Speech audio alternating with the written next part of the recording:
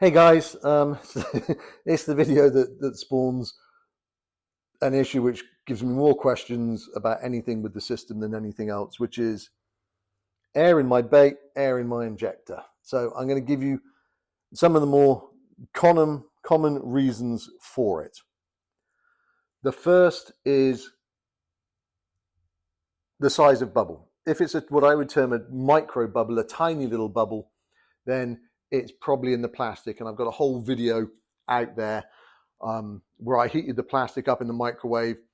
It's like a foamy mess. There's micro bubbles everywhere. I sling it in the shooting star. I leave it for 20 minutes to stir. La-da, bubbles are gone.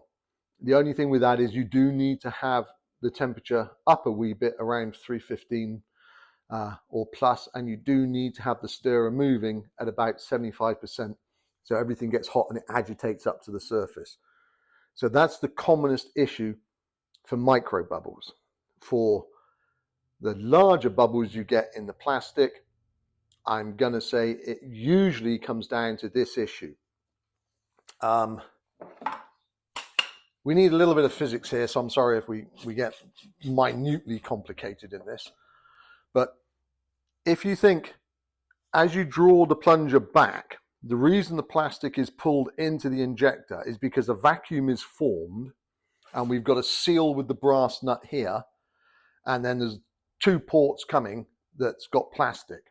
So the hot plastic flows into here to fill the gap. And then once you've finished, you turn your injector up, you give it a wee burp, a little puff of smoke and air comes out the top, then a little bit of plastisol comes out. That means you've purged the air from inside the injector and we're ready to go. So,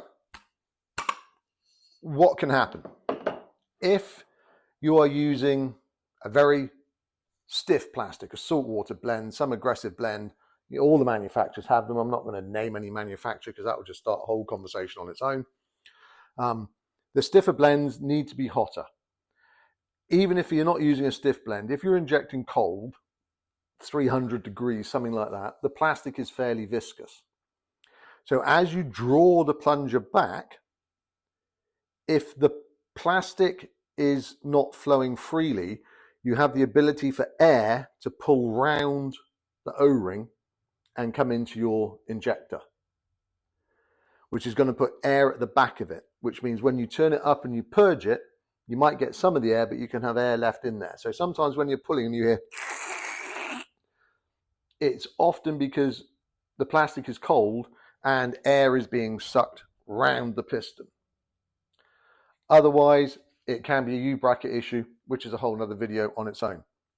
So if you are getting air sucking round and sizable bubbles within the plastic, it can be that you've got air pulling around the thing, or it can be an issue with the mold, especially if it's some sort of Senko with an insert, or it's got sharp edges, or it's got eyes, or it's got very cut edges. That can trap air as the plastic flows over it.